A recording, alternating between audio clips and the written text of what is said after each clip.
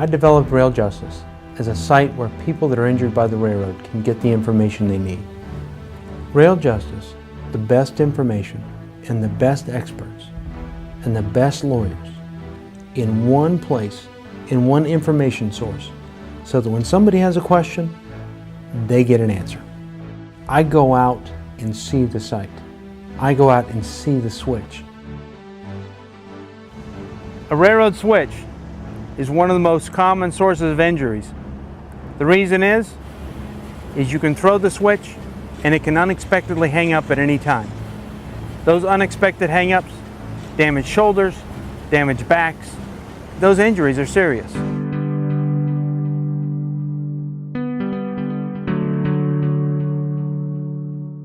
I was a local chairman and I enjoyed helping people as a local chairman. And when I became injured and the doctor told me I could no longer go back to work for the railroad, I still wanted to be a part of the railroad. You know, my grandfather was a carman for 40 years. My uncle just retired with just under 40 years. I was injured on a locomotive just like that one right there. And the seat I was on collapsed. And when it collapsed, it ruptured disc in my lower back and in my neck. Anytime a railroad worker is injured at work, they definitely need to report it, but they also take a picture of it. Write down as much information as they can. Who, what, when, where, and how.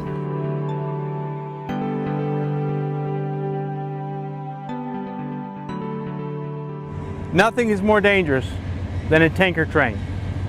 Whether it's carrying chlorine or oil, when the tanks on those trains rupture, they can dump millions of gallons of toxic chemicals.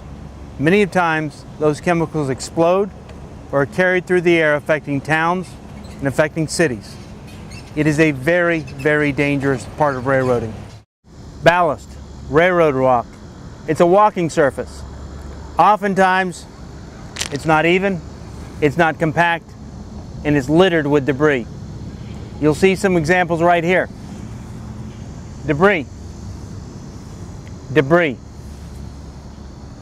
Those are items that hurt railroad workers. We advocate for railroad employees, their family members. Today's technology has allowed us to be able to respond quickly and to answer any type of question anybody may have. Seeking counsel when something happens to you or your loved ones is the opportunity you have to provide for your family in the future. As a railroad worker, the best thing you can do to make this workplace safe is report unsafe conditions. Document them, photograph them, report them, and complain and keep complaining about them. Right over there is the Moncrief Rail Yard, Jacksonville, Florida. There are yards like this in every major city in the United States. Without yards and without freight, America would shut down.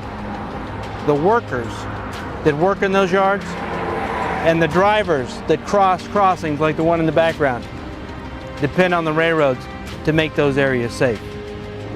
The mission of Rail Justice is to help those that have been injured by railroads in the United States. Thank you for visiting our site. Please click on the links to find other information. If you can't get the answer you want, please call us. We'll take the time and get you the answer you need.